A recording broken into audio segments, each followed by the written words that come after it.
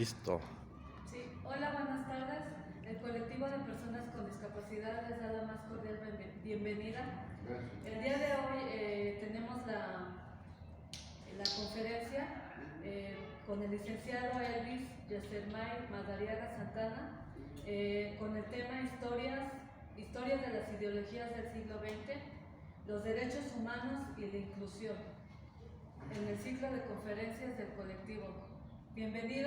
Bienvenido, licenciado. Si gusta comenzar, por favor. Muchísimas gracias, Ali. Gracias. Muchísimas gracias, doctor Miguel, por la invitación nuevamente. Yo soy Elvis Yesermay Madariaga Santana, presidente de la Red Nacional de Ciegos México. Y bueno, como ya lo comentan, es importante conocer, siempre se habla mucho de las personas con discapacidad, de nuestros derechos, a lo que tenemos acceso, a las necesidades, las políticas públicas que se requieren para mejorar nuestra vida. Y eso está bien, sin embargo, también es importante que las personas con discapacidad conozcan un poquito acerca de qué tan complejo ha sido conseguir ese reconocimiento para nosotros, para nuestra condición como personas con discapacidad, de dónde vienen esos derechos humanos y qué tan difícil es o no para el resto de las personas darle esa categorización, ese reconocimiento, porque nosotros damos por hecho, y ¿cómo decirlo? Eso es un mal que estamos empezando que venimos cargando hace unos años y que continuamos. Damos por hecho de que existe la convención, sí, que existe tal o cual ley también, y que por ese simple hecho las demás personas ya saben sobre nuestros derechos, ya saben sobre nuestra condición y que tienen que darnos tal o cual cosa, hecho que no necesariamente es así, porque aunque jurídicamente lo es, pero no podemos dejar de lado la parte de la filosofía, de las ideas y de las creencias que tienen las demás personas para con nosotros, y sobre todo también las creencias, prejuicios e ideas que nosotros mismos, como personas con discapacidad, tenemos sobre nosotros mismos. Este es un hecho un poco filosófico, pero es necesario analizarlo si realmente queremos liderar fuertes en el tema de la discapacidad. Por ejemplo, lo que tenemos que analizar es acerca de la misma condición humana. O sea, yo les pregunto, para hacer una dinámica un poquito diferente, les pregunto, o sea, hago tres preguntas. Una, pregunto, ¿qué entienden ustedes por el mal? ¿Qué es el mal? Dos, ustedes, ¿por qué consideran que tienen los mismos derechos que otras personas? Y tres, ¿de dónde creen? O sea, ¿qué es lo que les da el reconocimiento de esos derechos? Les pregunto, ¿qué piensan? ¿Qué es el mal? ¿Qué es el mal, compañeros, compañeras? ¿Qué es el mal? Así ¿cómo entendemos el mal? Como algo diabólico, o vivir. Esa es una idea. Otra idea. Yo opino que el mal es como algo que te pone en la vida y no precisamente que te hayas portado mal o bien, sino simplemente son situaciones que la vida misma te va dando, ¿no? Pero como algo negativo, algo algo que te daña. Sí, que te da la vida, pero no precisamente, digo, muchos tienen la mayoría en las religiones tienes, por ejemplo, en mi caso, que dices, tú tienes la discapacidad porque en algún momento de tu vida, o me han dicho que hasta en mi tercera, antes de que yo estuviera, ya tenía otra vida, y que no estoy pasando, según eso, ¿no? Y obviamente, ahorita ya en este momento siento que no, porque son situaciones de la vida. Entonces es cuando me pregunto, por ejemplo, entonces, ¿por qué hay niños con cáncer? Son situaciones de la vida. Para mí mal, yo creo que se define en varias partes, pero para mí maldad o mal, pues es hacer mal uso también de las mismas leyes o de los mismos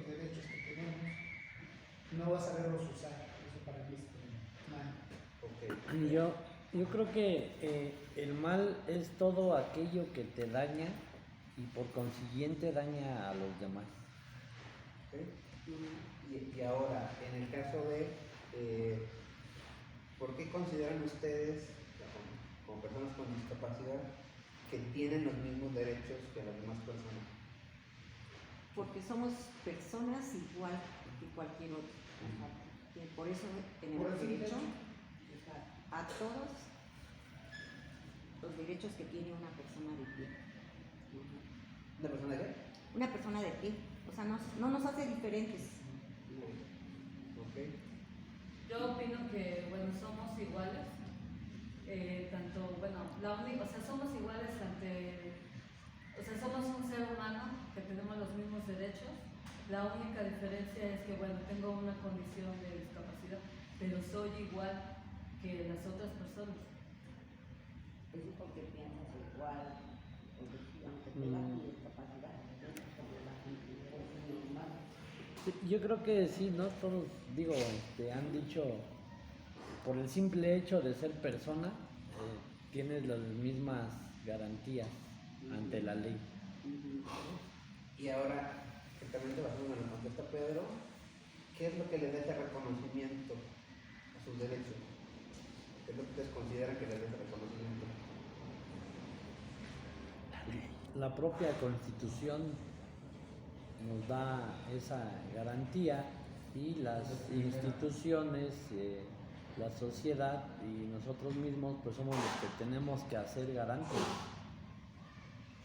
Ok. Entonces, bueno, aquí es importante entender estos pensamientos que acaban de manifestar, estas ideas. ¿Por qué? Porque a razón de esto, este es llevar la discusión como mencioné al principio, a un punto de vista filosófico, pero es importante a razón de que esto viene, como usted entiende, de la convención. ¿Qué es una convención? Es un acuerdo, ¿no? Es un acuerdo que las personas realizaron para determinar ciertas cosas. Esto, como bien ustedes lo saben, viene de la Carta de las Naciones Unidas, que es a donde se reconoce, se ratifican los derechos, en la Declaración de los Derechos del Hombre y del Ciudadano, que viene de la Revolución Francesa, y se reconocen los derechos humanos, que no son algo que un Estado, un gobierno, una religión, un partido o alguien te pueda dar, sino es algo que intrínsecamente está dado a la naturaleza humana, ¿no? A la condición de ser humano. De ahí viene también posteriormente la Convención de los Derechos de las Personas con Discapacidad, que es una convención, es un acuerdo que pues los diferentes gobiernos participantes, países participantes, manifiestan en conformidad, ¿no? Pero recordemos esa parte precisamente, que es un acuerdo. Para que este acuerdo pueda manifestarse en hechos efectivos, o sea, y cuando digo hechos no me refiero solamente a las leyes, sino ya en las cuestiones que impactan la realidad, pues requiere que pasemos del acuerdo, de la idea, que está plasmada en el acuerdo, pues al hecho, ¿no? Les preguntaba por qué el mal. Por aquí tenemos que entender también cuál ha sido la complicación para construir los derechos de las personas con discapacidad, porque, por ejemplo, hace unos días en redes sociales, lo mencionaré, hace unos días en redes sociales, había una pequeña discusión acerca de precisamente de las posturas ideológicas y hablando, por ejemplo, de una de las ideologías más nefastas, pero al mismo tiempo más trascendentales en el sentido de lo que significó y que hasta la fecha todavía significa, porque de ahí vienen muchos de los prejuicios que actualmente todavía persisten en las sociedades, lo que fueron los fascismos, los nazismos y demás del siglo XX, que es allá donde empieza esta discusión sobre la importancia de la banalidad del mal, ¿no? Cuando hablamos del mal, ustedes me dijeron, es algo que nos daña, algo que nos lastima, pero tenemos que entender que esta naturaleza del mal es intrínseca a la naturaleza humana. Eso lo podemos ver, por ejemplo, en pensadores como Hobbes del siglo XVII, que hablan acerca de que el hombre en su afán por construir, por perpetuarse en la vida, pues tiende a destruir a los hombres, ¿no? O sea, los humanos, o sea, en su afán de demostrar su sentido de trascendencia en la vida, pues tienden a esa maldad, pues, ¿no? O sea, no podríamos entender la naturaleza humana sin la maldad. Entonces es importante entender esa parte porque esto de la banalidad del mal es lo que hoy también determina la aplicación de las políticas en relación a la discapacidad. Existe un libro que se llama así, La banalidad del mal, que es de Hannah Arendt, que es una filósofa y pensadora del siglo XX, del pueblo hebreo, y que bueno, escapó del nazismo, no fue víctima del nazismo, periodista y filósofa, y que estuvo en los juicios posteriores en Israel de Adolf Eichmann, uno de los principales promotores del exterminio, ¿no? Ella escribe este libro a razón de los reportajes que elabora en seguimiento a los juicios de Adolf Eichmann, y habla de que el mal que generó él como líder nazi no estaba fomentado por su necesidad o por su deseo o por su creencia de que los demás eran inferiores. Recordemos que el nazismo no solo mató a los judíos, ¿no? O sea, mató a los LGTBI, a las personas con discapacidad y a muchos otros colectivos que el nazismo consideraba que eran pues, inferiores o que no eran propios de su forma de organizar el mundo, ¿no? Entonces ella explica ahí, pese a ser una pensadora más cercana a las posturas de izquierda, pese a ser parte del pueblo hebreo, incluso hay una discusión con los demás autores de nacionalidad judía, a donde ella explica que este personaje en su particularidad no hizo todas esas cosas porque realmente odiara a las personas o porque pensara que las personas realmente eran inferiores. No lo hizo por eso, lo hizo porque en el hecho de las circunstancias del hacer político de ese momento, de la Alemania, pues para él era algo que le iba a permitir crecer políticamente. O sea, él lo hizo por el poder, no lo hizo por las creencias. Y eso es importante entender por qué. Porque a razón de esto es como se construyen las políticas públicas y los derechos humanos. Como dije, los derechos humanos son un acuerdo, un reconocimiento que nosotros tenemos como personas, ¿no? Y decimos, nos corresponden estos derechos. Pero en su aplicación es ahí a donde la banalidad o no de la construcción del hecho político, en este caso del reconocimiento de los derechos, pues es aplicable o no. ¿Qué quiero decir con esto? Para no enredarlos, es de que la persecución que este personaje hizo, ella determina en su libro, manifiesta en su libro, que lo hace por una trascendencia política, no lo hace por el deseo del exterminio, ¿no? Un deseo de odio. Cuando construyen las políticas públicas para personas con discapacidad en la actualidad, ese también es el problema al que nos estamos enfrentando, nada más que del otro lado del espectro. Las políticas que construyen, los programas sociales que se desarrollan, recordemos quiénes los están haciendo. No los están haciendo las personas con discapacidad en la mayoría de los casos. No lo están haciendo las asociaciones de o para personas con discapacidad en muchos casos. Lo hacen los políticos. ¿Y qué es lo que los políticos buscan en sí mismos? Pues el poder, ¿no? O sea, su deseo no es el bien humano. La política no busca el bien humano, la política busca el poder. Para eso es la política. La política es la continuación de la guerra por medios diplomáticos. Entonces, ¿qué busca la política? El poder. Entonces, para sostenerse la política, en esa banalidad de la construcción de las políticas públicas, continúa el mismo precepto.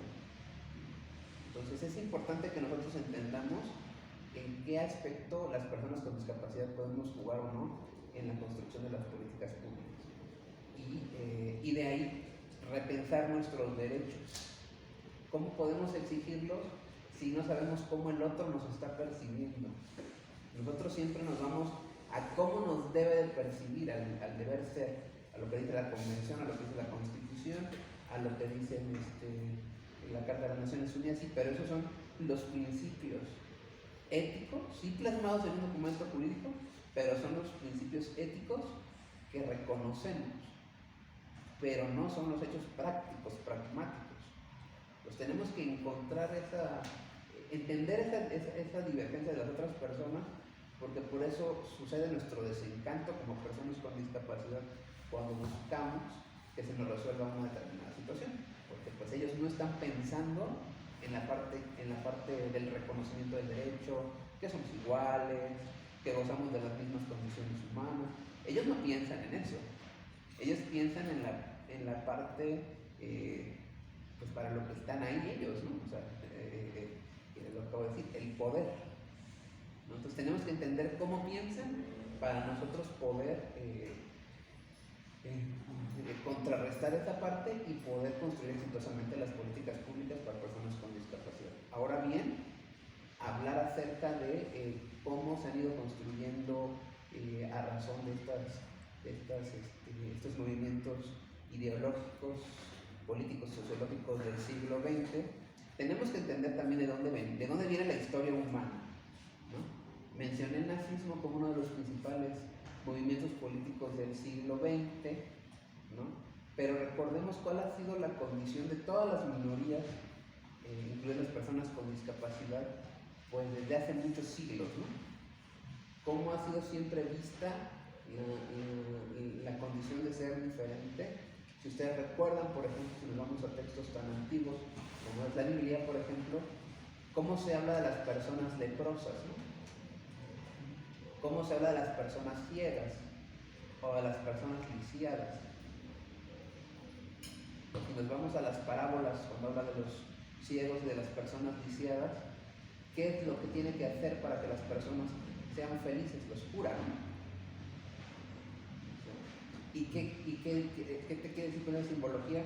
Que la discapacidad está mal, ¿no? O sea, lo ve como un mal. Entonces, al tener esa percepción de la discapacidad, tenemos que entender que la lucha por la conquista de los derechos es una cuestión que viene a lo largo de la historia. O sea, no es algo que ahorita, en estos años, 2017, 2019, 2020, 2021, 2023, vamos a resolver cuando no lo comprendemos, no comprendemos de dónde viene esta percepción de las cuestiones históricas y ideológicas sobre la discapacidad.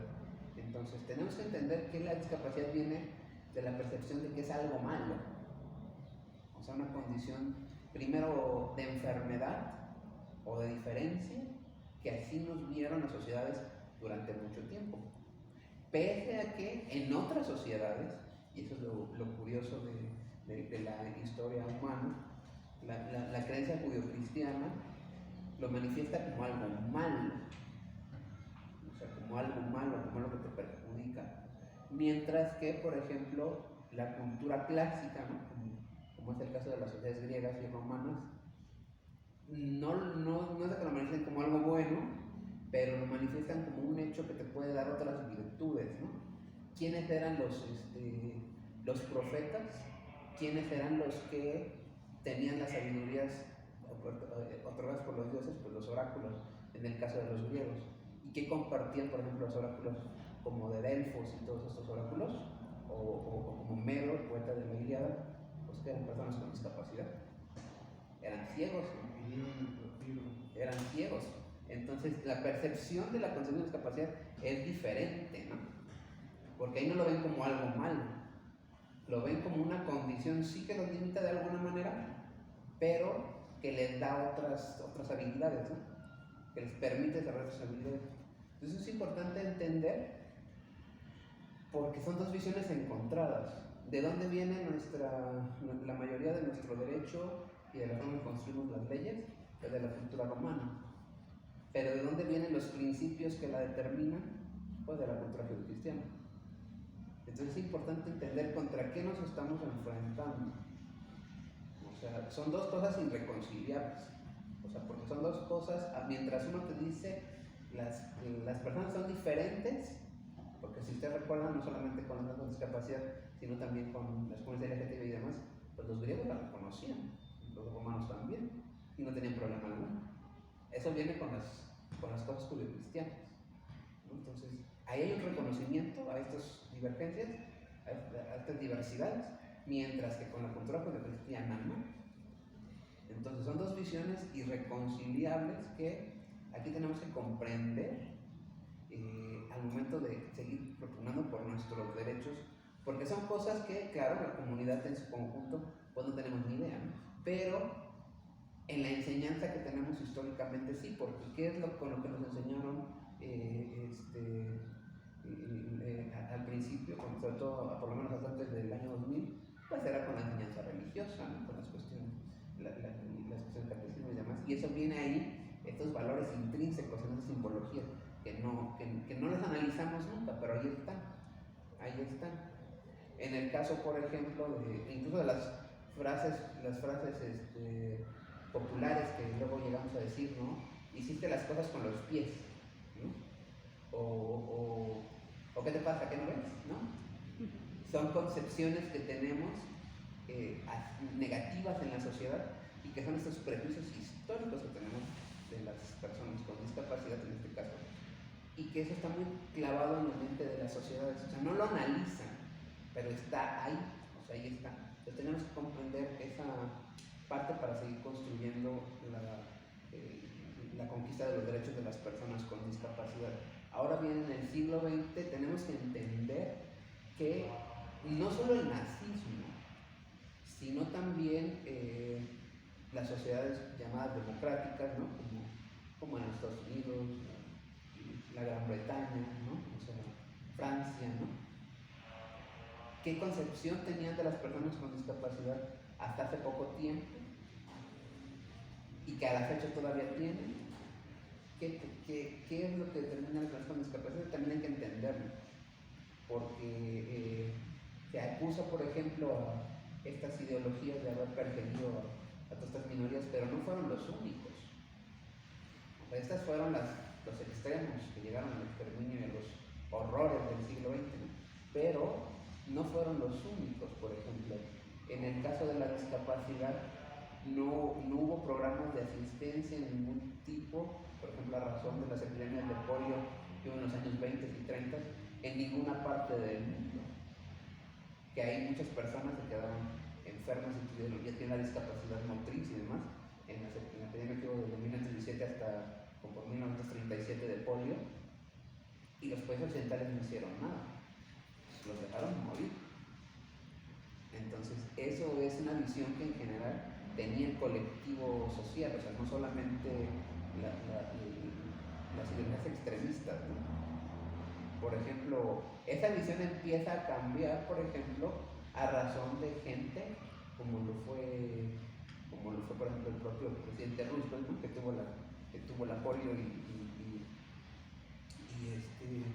y por ser de una familia acomodada, empresarial y demás, pues tuvo esas oportunidades para llegar a ser un hombre de negocios y después el presidente de los Estados Unidos, ¿no?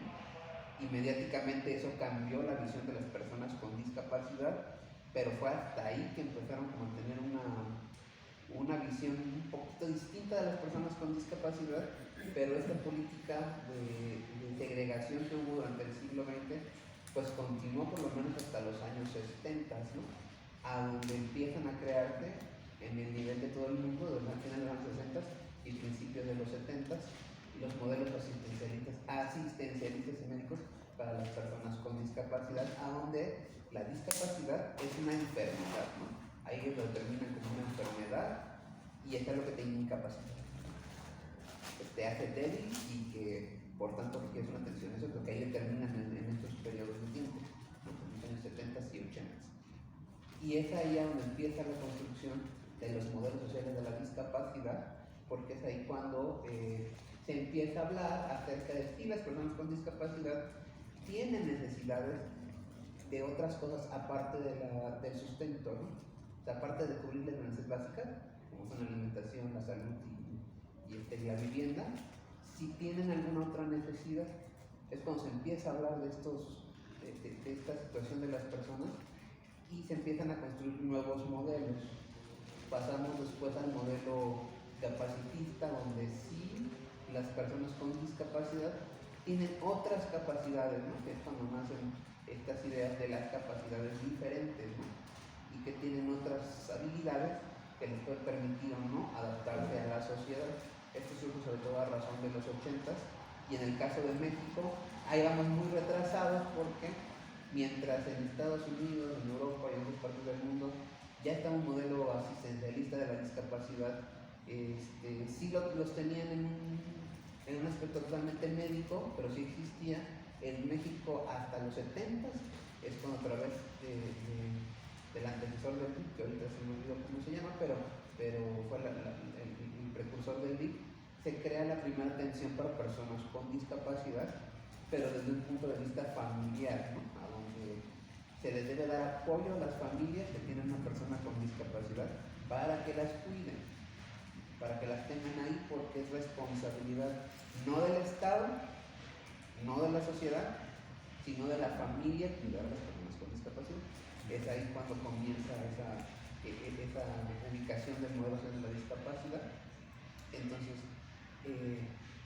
de ahí pasamos al final de los 80s, cuando se empieza a hablar del modelo de los derechos de las personas con discapacidad, que empieza sobre todo desde Europa, ¿no? Cuando se empieza a hablar acerca de que las personas con discapacidad merecen otras oportunidades, merecen otros espacios, deben ser contemplados como iguales, y se empiezan a hacer los primeros ajustes, sobre todo en Estados Unidos y en Europa, pero se construye entonces el modelo asistencialista, a donde, sin reconocerles todavía los derechos como tal, dicen, ok, tienes razón, necesitan otros, también tienen derecho a que se vistan mejor, a que se alimenten mejor, pero entonces es una obligación del Estado el que los debe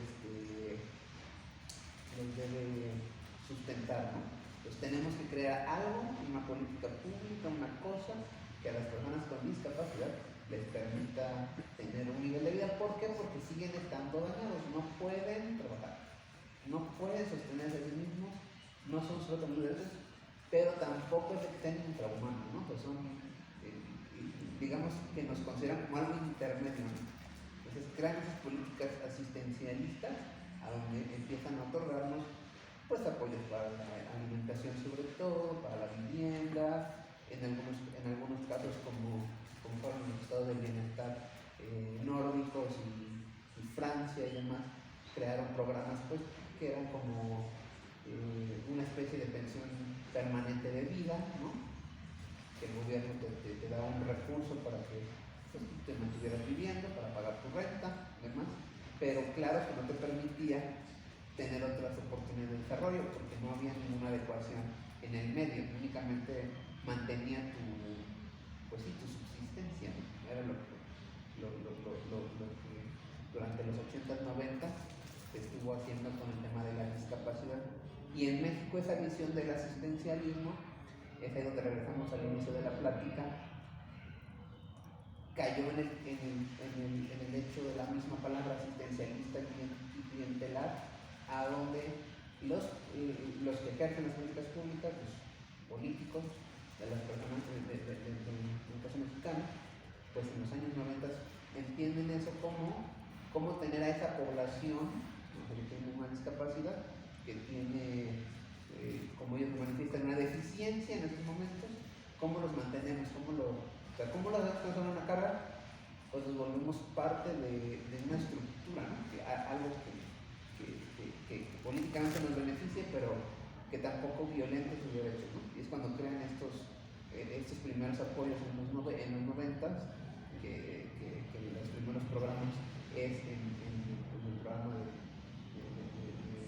de Prosol, de solidaridad, que ahí están los primeros apoyos a personas con discapacidad intelectual, con discapacidad motriz, y es cuando se empiezan a hacer todos estos apoyos de los que ahora la pensión del bienestar pues es la heredera, ¿no? Pero se empiezan a crear estos eso se puede suceder la alimentaria en los 90, y que es ahí a donde México lo utiliza en esta banalidad de la discapacidad, pues, ¿no? O sea, sin darnos el reconocimiento que significa tener el mismo derecho que los otros, pues nos usan como, pues, sí, como un afiche político, pues, ¿no? O sea, como un afiche político. Entonces eso hay que entenderlo muy claramente, porque es ahí donde lo que digo, las dos visiones encontradas, ¿no? La visión de los derechos de las personas con discapacidad y la visión de las personas con discapacidad como sujetos de algo, ¿no? Como sujetos que sirven para algo, ¿no? Entonces ahí es donde tenemos que entender esta forma en cómo instrumentan a las personas con discapacidad en México en específico, porque hasta la fecha tenemos esa lucha y no nos damos cuenta. Nosotros como personas con discapacidad, desde los colectivos, pues por eso hacemos todas estas acciones, ¿no? Estamos buscando que nos reconozcan los derechos, que nos escuchen, que nos tomen en cuenta, que los ajustes que pedimos pues sean equitativos en relación a nuestra discapacidad. Vamos por esa visión de los derechos, pero la política que el gobierno tiene en general, porque ahí sí realmente no importa el color del partido político, es la otra, ¿no? Es la asistencialista y es el uso de la banalidad de la discapacidad, ¿no? O sea, que siguen banalizando la condición que nosotros tenemos, la siguen teniendo como algo malo. ¿Por qué? Porque es algo que tienen que atender, o sea, no nos ven como iguales en ese sentido, es algo que tienen que atender, y que además siguen banalizando su importancia, ¿no? O sea, no le dan la categoría. Por ejemplo, ayer hubo, sí creo que fue ayer, la publicación que tuvo el diputado Temístocles Villanueva, que publica acerca de que en la Ciudad de México se va por el tema de las acciones afirmativas de las personas con discapacidad en el tema electoral, político electoral. Eso hace razón precisamente del juicio que la red metió en la Ciudad de México y que ganamos, por cierto, donde decimos que sí, la ley nos contemplaba, pero nada más de chocolate porque no garantizaba medidas efectivas para la inclusión política de las personas con discapacidad. Publica de que se va a plantear una iniciativa para que los grupos minoritarios vayan y pero en los logos que pone sobre los grupos minoritarios no mete el símbolo de las personas con discapacidad. Ahí le hicieron algunas críticas en las redes sociales y comenta, es que sí están porque estamos mencionando a los grupos de atención prioritaria. Entonces, ¿qué queremos entender con esto? Que no nos están dando la connotación de la importancia, ¿no?, de las personas con discapacidad. Siguen banalizando, minorizando nuestra condición, porque para ellos seguimos siendo un mal necesario, ¿no? O sea, porque somos 20 millones de gente, pues somos un mal que no pueden ignorar, ¿no? O sea, no pueden decir, no existe, ¿no? Eso no lo pueden hacer, pero lo que sí pueden hacer es, pues no importan tanto, ¿no? O sea, hagamos algo para que se sientan incluidos, pero pues no hay necesidad que los incluyamos realmente, ¿no? Nada más que se sientan, aunque no lo hagamos. Entonces, esto es importante de entender, porque si no entendemos el origen de este mal con el que estamos luchando, pues nunca vamos a conquistar esta lucha de los derechos, ¿no? O sea, porque nosotros creemos, consideramos y comprendemos de que pues tenemos esa equidad de derechos, ese derecho a la igualdad material y a la condición. Nosotros sí lo entendemos, pero ellos no. O sea, ellos no lo piensan así. Entonces ahí tenemos que comprender cómo ellos están analizando la discapacidad, los políticos y las personas sin discapacidad, o sea, cómo nos ven para poder así hacer propuestas efectivas que sí permitan que esto cambie, que es ahí donde todas las acciones que el colectivo que encabeza el doctor Miguel, yo aplaudo mucho, de la visibilización. Algunos compañeros con discapacidad me dicen, pero es que sí nos ven, sí nos ven, nadie ha dicho que no nos ven, o sea, claro que en la calle, pues, si me ven caminando, me ven, ¿no? Se dan cuenta que ahí estoy, o si ven al doctor tratando de atravesar una avenida o salir de un edificio con la silla, pues claro que lo ven, pero no entienden lo que está detrás de ese bastón y detrás de esa silla. O sea, no lo comprenden. O sea, entonces, esto es importante que nosotros entendamos. O sea, la ruta equivocada que la discapacidad ha tomado es exigir los derechos, no es de que los tengas que exigir, porque los derechos ya están ahí por convención, ya están ahí por acuerdos internacionales, sociales, legales, políticos, ya están ahí. No tenemos que exigir el cumplimiento, tenemos que exigir que comprendan la importancia de ese reconocimiento del cumplimiento, que es diferente. Porque el derecho sí lo entienden, o sea, sí entienden que si no cumplen, pues hacen acreedores una sanción o que están incumpliendo la ley, eso sí lo entienden. Lo que no entienden es por qué lo tienen que cumplir. O sea, ¿qué pierden si no lo hacen? Eso no lo entienden. O sea, entonces es ahí a donde tenemos que concentrar la conquista de los derechos de las personas con discapacidad para que esto que venimos arrastrando de los movimientos del siglo XX, que es mucho, porque me regreso rápidamente a todo esto del nazismo y de las ideologías, pues de ahí viene, ¿no? O sea, a donde recordemos cuáles fueron las luchas del siglo XX, ¿no? O sea, fue el nazismo, fue el fascismo, pero después no vino la lucha generalizada por los derechos de la mujer, para que la mujer fuera reconocida en el nivel política y social, económica. No después vino la lucha civil en Estados Unidos por el reconocimiento de la comunidad afrodescendiente. No vino en los 70s también el reconocimiento por las comunidades originarias de los pueblos americanos, que continúa todavía hasta la fecha.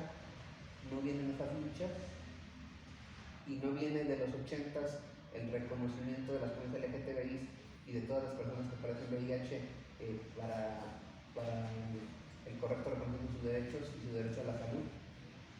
O sea, recordemos que el ser humano por naturaleza es prejuicioso, ¿no? El ser humano por naturaleza tiende a ser violento, pues. Entonces, porque el ser humano por naturaleza le teme a lo diferente, le teme a lo que no comprende. Entonces, venimos de esta lucha histórica, donde estamos enfrentando el temor de los que se sienten mayoría, porque en la realidad no existe una mayoría, ¿no? Pero de los que se sienten parte de una mayoría, por el temor a lo que es diferente. Entonces tenemos que comprender eso, porque de ahí parte o no el éxito de conseguir el reconocimiento de los derechos. O sea, que no estamos combatiendo el reconocimiento, estamos combatiendo el temor que tienen a reconocerlos, porque es algo diferente para ellos, algo que no saben cómo van a poder convivir con él. O sea, no lo comprenden, su mente no lo puede asimilar, pues. Entonces es algo que nosotros tenemos que ir atajando.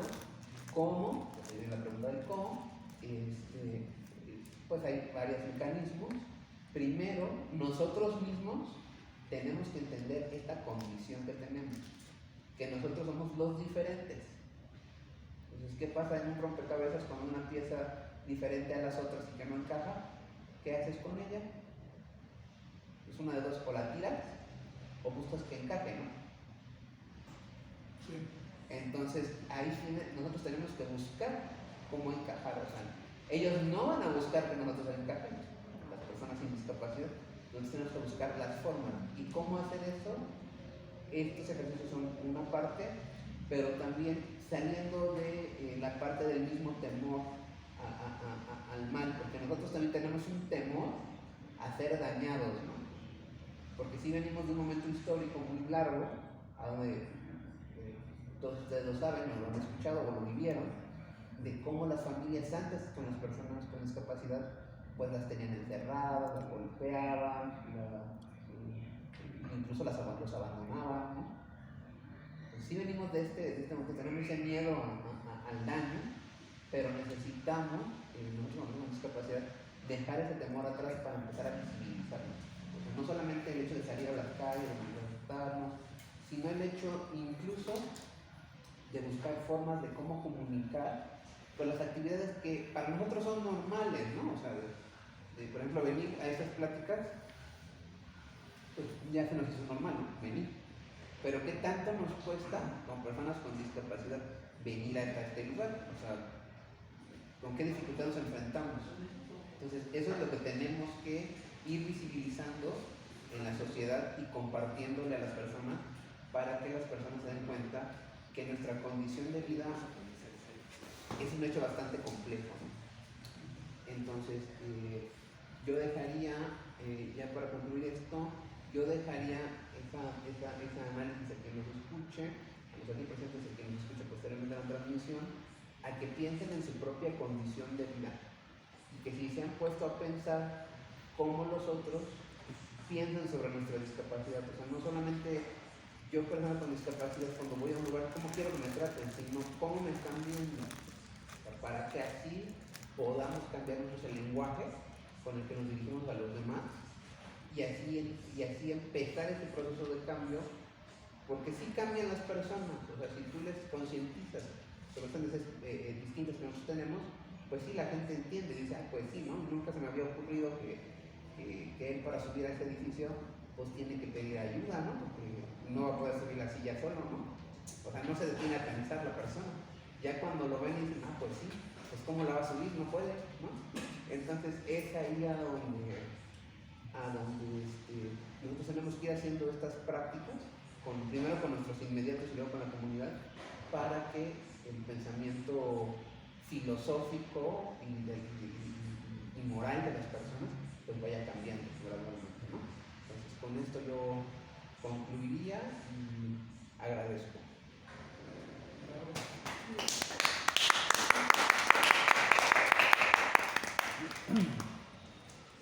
Sí, continuamos con el procedimiento de preguntas y respuestas.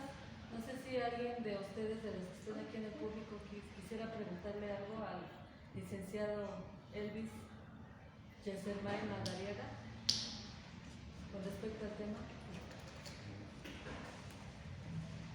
¿Por qué Miguel Chávez, por qué hasta la fecha sigue trascendiendo la cuestión del modelo de la presidencia, que está desde pues, tiempos muy remotos, ¿no?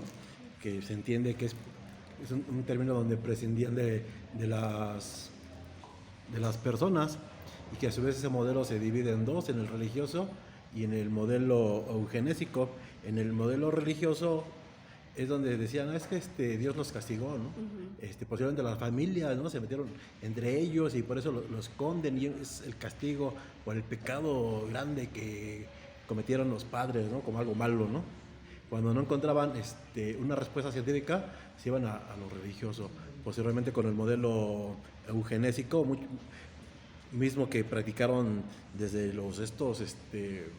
muchas culturas, ¿no? Pero la que ha trascendido y que se habla mucho en el colectivo es la de los griegos, con los espartanos, donde si veían que un niño nacía con algún defecto, según esto del defecto viene en el libro de la República, creo que en el 7º libro de la República, donde decía que si el niño no estaba apto para la crianza porque ser defectuoso, pues había que aventarlo a que se lo comieran los lobos, ¿no?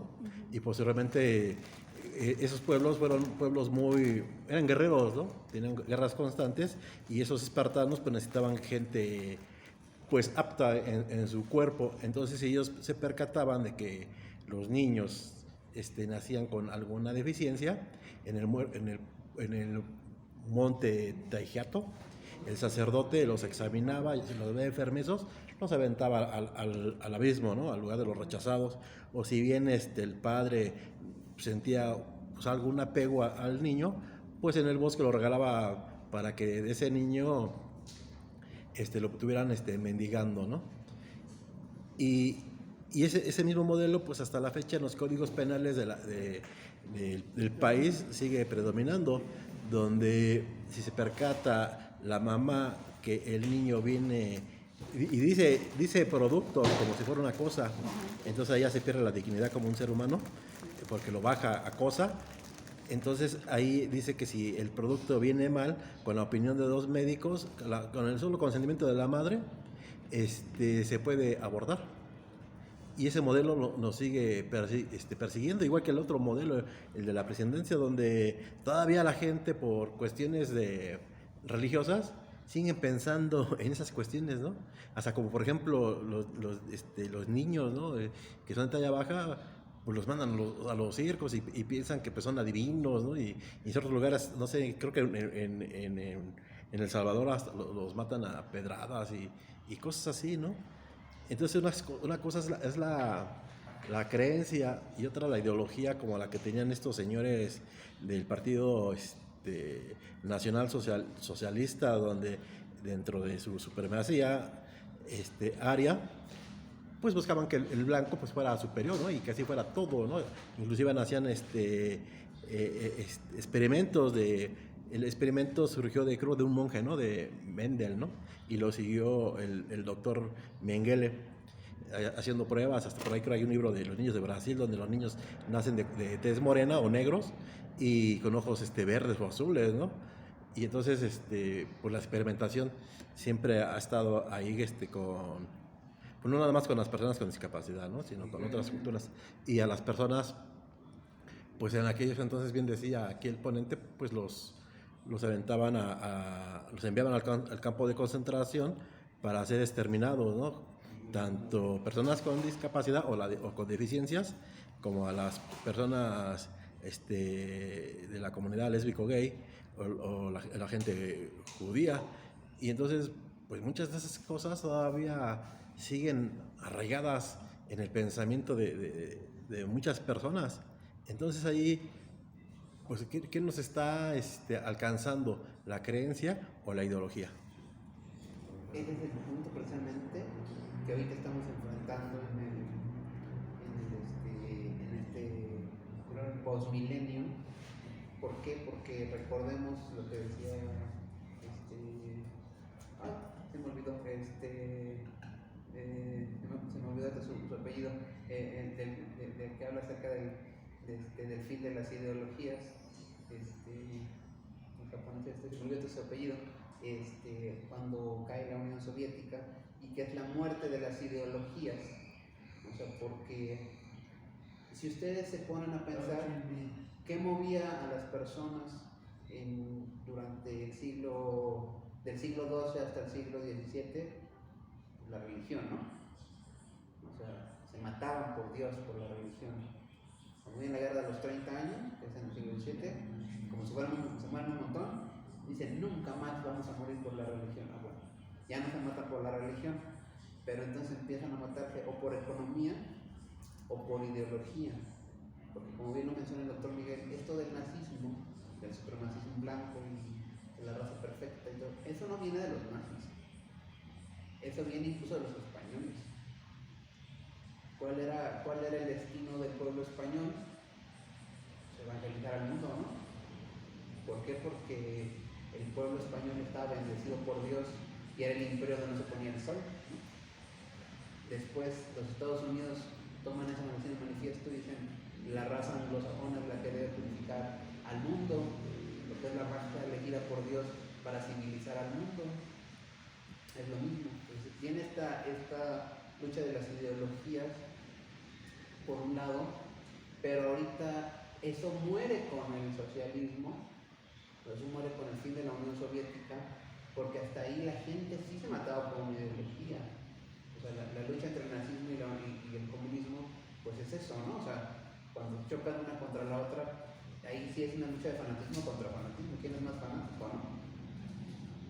Y ganó el que era más fanático, ¿no? O sea, así sucede. ¿Qué pasa con la revolución cubana? Lo mismo, las ideologías. Pero cuando estas ideologías en la vida diaria demuestran que no pueden combatir con esto que acabo de hablar, con la violencia humana, con la maldad humana, porque la maldad se extiende a la envidia, al egoísmo, a ese deseo del individualismo. ¿Por qué fracasa el socialismo? Pues porque el humano es individualista, pues. El humano piensa primero por sí, por su bien, por lo que le haga feliz, o mejor dicho, por lo que le dé placer en el momento. Y esas ideologías están basadas no en la persona, sino en el Estado, en la comunidad, en lo que fuera, ¿no? En Dios, ¿no? Pero no en el individuo. Pero a la hora de hacerse prácticas, ¿qué sucede?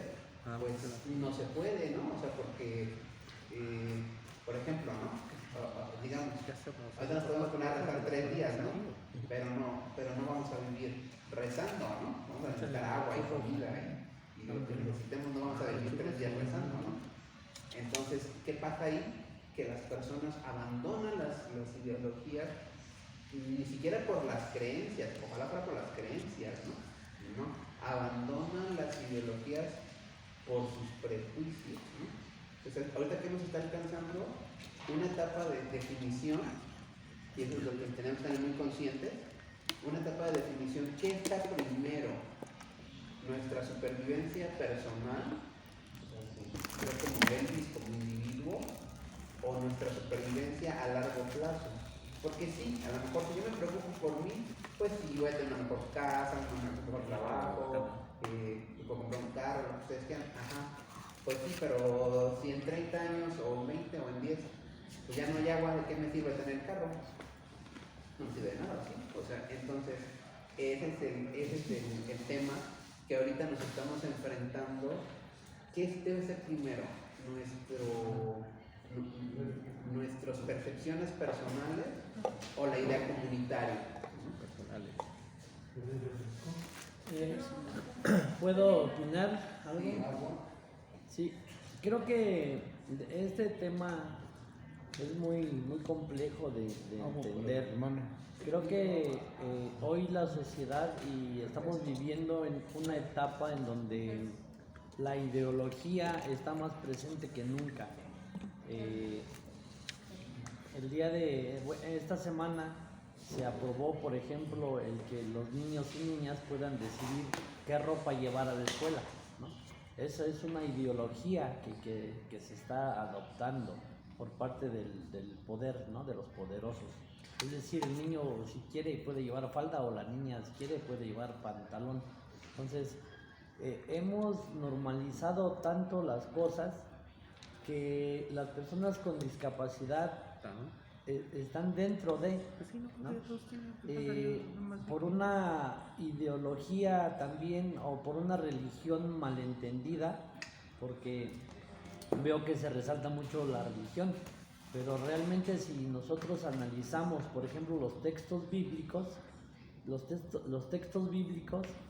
señalan, la gente de aquel entonces decía, ¿quién pecó, no? Tus padres o tus antepasados. Sin embargo, Jesucristo, que es el líder en ese entonces, viene a regresarle la dignidad de persona a esa persona con discapacidad. Es decir, la religión no te enseña a malver a la persona con discapacidad, sino todo lo contrario. Pero la gente es la que ha malentendido esos términos, lo han aplicado al revés, ¿no? Hoy en día, pues yo conozco a gente que tiene a sus hijos con discapacidad allí ocultos, ¿no? En la oscuridad. O sea, ¿por qué? Porque les da pena, porque lo van a ver mal, no sé, muchas cosas que han malentendido y que no son capaces, por ese temor también que se hablaba hace rato, no son capaces de regresarle esa dignidad a la persona, ¿no? Y de luchar porque sea respetada como una persona más, ¿no? Decía el compañero Miguel, pues soy la mujer con decir que quiere desecharse del producto, porque dice bien, ya no es persona, sino es un producto, una cosa, con eso basta, ¿no? Entonces se ha perdido la dignidad como persona, la mujer ha perdido esa dignidad, y ella, que es la privilegiada de dar vida, hoy la quita, ¿no? Entonces todo esto ha influido en que nos hemos hecho instrumentos de poderío, de empoderar a los políticos, como decía él. Hoy el presidente Andrés Manuel López Obrador, pues ¿de qué se vale? Pues de los pobres, ¿no? Él ha dicho primero los pobres. Entonces, los pobres son los que lo han mantenido en el poder y los que lo han empoderado y lo seguirán empoderando hasta que se den cuenta, los pobres, que no merecemos eso, ¿no? Que merecemos algo mejor y que, como dice bien Elvis también, si nosotros supiéramos aprovechar esas oportunidades, esto sería otra cosa, pero ¿qué pasa? El presidente utiliza esos programas sociales, es decir, nos regresa el dinero que nosotros ya producimos impuestos y y los que recibimos, mucha gente con discapacidad, adultos mayores, pues cae en el conformismo, ¿no? ¿Y por quién va a votar? Pues por el que le da, obviamente, ¿no? Entonces, todo esto es muy complejo, es algo que podríamos llevarnos días charlando, es muy interesante, pero sí tenemos que definir ciertas posturas, ¿no? Sí, una religión malentendida, sí, una ideología que hoy está más marcada que nunca y que ha influido pues en todas las edades, ¿no?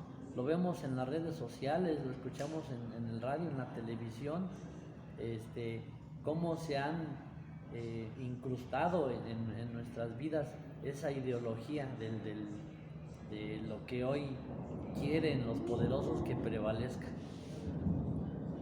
Gracias.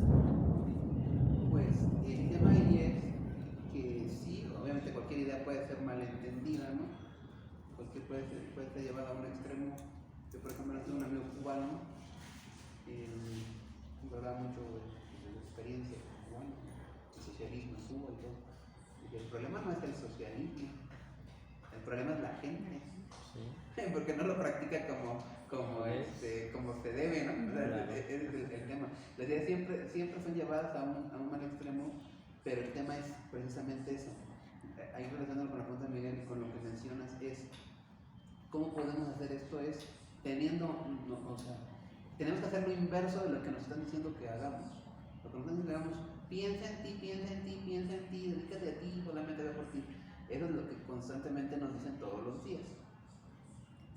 Lo que tenemos que hacer es lo contrario. Entiéndete a ti. No es lo mismo. Porque si nosotros entendemos la complejidad de lo que pues, diariamente nos pasa, de cómo funciona nuestra vida, cómo funciona la sociedad, pues obviamente las cosas serían distintas. Por un ejemplo simple, ¿no? O sea, si yo voy en la calle, ¿no? Veo que hay una basura tirada ahí, ¿no? ¿Qué hago? ¿La levanto o me paso? ¿Qué hace la mayoría de la gente? Se pasa. Entonces, ¿pero por qué? Porque dicen, eso no me importa a mí, ¿no? Yo no la tiré, ¿por qué lo voy a levantar? ¿No? Que la levante quien la tiró, ¿no? Eso es lo que piensa la gente en su egoísmo de piensa en ti. Pero si uno pensara más en uno, en la dimensión, pues claro que sí me afecta porque ¿qué tal si regreso por ahí y no me acuerdo que está ahí y me caigo con ella, ¿no? Con la basura, ¿no? Entonces, o está contaminando algo, no sé, ¿no? O puede pasar un niño y se la puede comer, o no sé, ¿no? Algo. O sea, entonces, si tú piensas en el entorno que te afecta a la larga a ti también, pues el mundo sería distinto. Entonces ahí necesitamos, nosotros como personas con discapacidad, entender eso para que eso cambie. O sea, las personas con discapacidad tenemos que entender lo principal sobre la discapacidad. La discapacidad es una condición de vida. O sea, hagamos lo que hagamos, hagan lo que hagan los políticos, la religión, lo que sea, la discapacidad nunca nos va a abandonar. Se va a quedar ahí para siempre.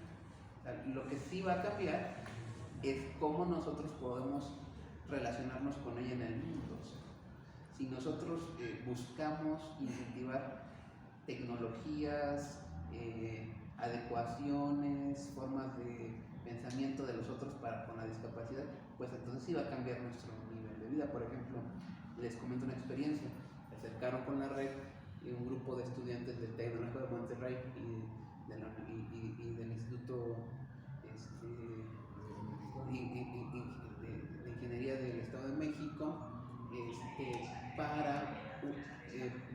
integrarnos a un proyecto que están haciendo un dispositivo para personas con discapacidad visual que va a ir integrado en la ropa para que esta cosa, cuando uno va caminando y haya obstáculos de la cadera hacia arriba, entiéndase, no sé, un portamacetas, un poste, un carro, algo que esté ahí, en el teléfono, suene o vibre, ¿no?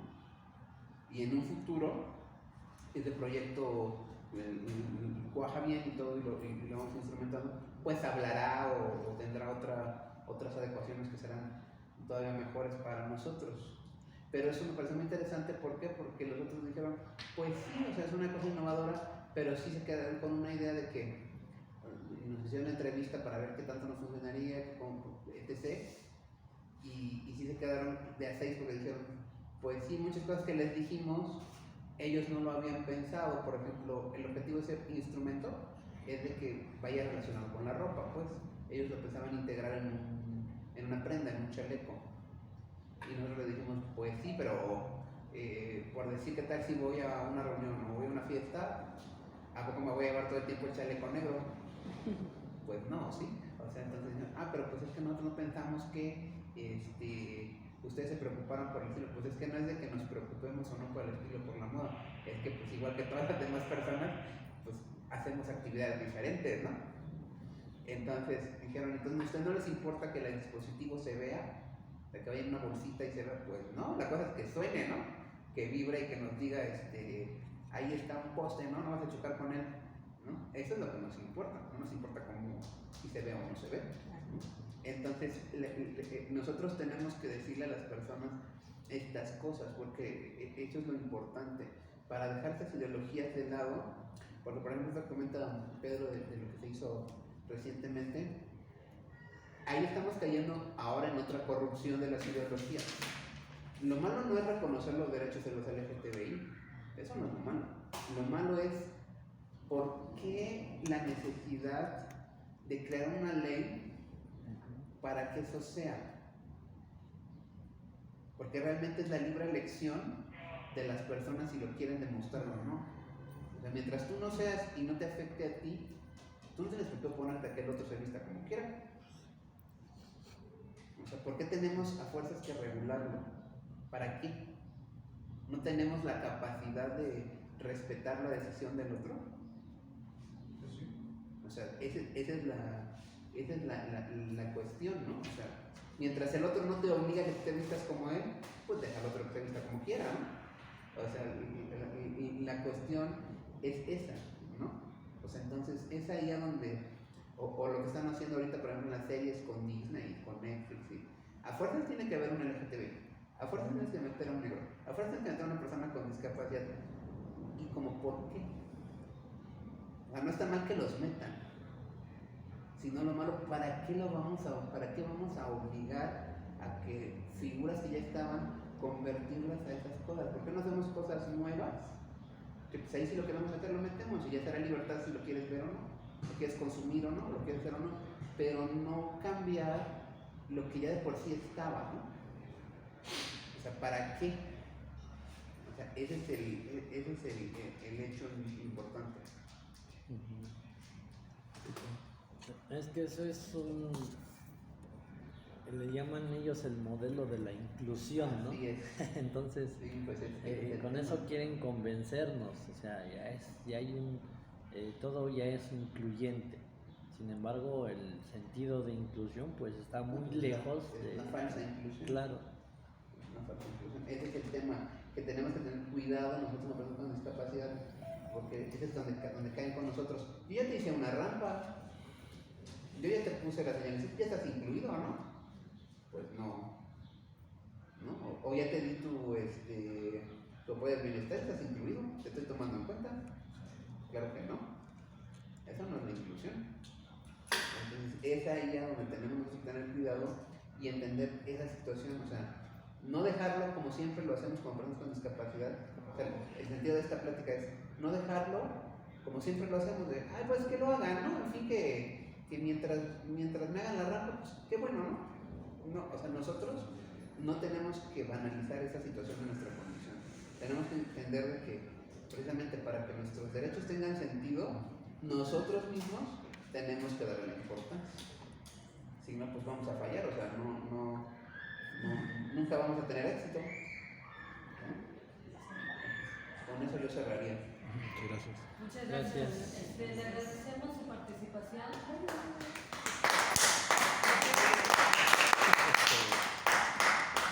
Y continuamos con la entrega de reconocimiento a usted, licenciado Elvis Madariaga Santana, por su valiosa participación con el tema Historia de las ideologías del siglo Ahí me XX, inscribí. los derechos humanos y la inclusión, durante el ciclo de conferencias para personas con discapacidad y la sociedad en general, realizadas en la Alcaldía Iztacalco el día de hoy, 27 de mayo del 2020.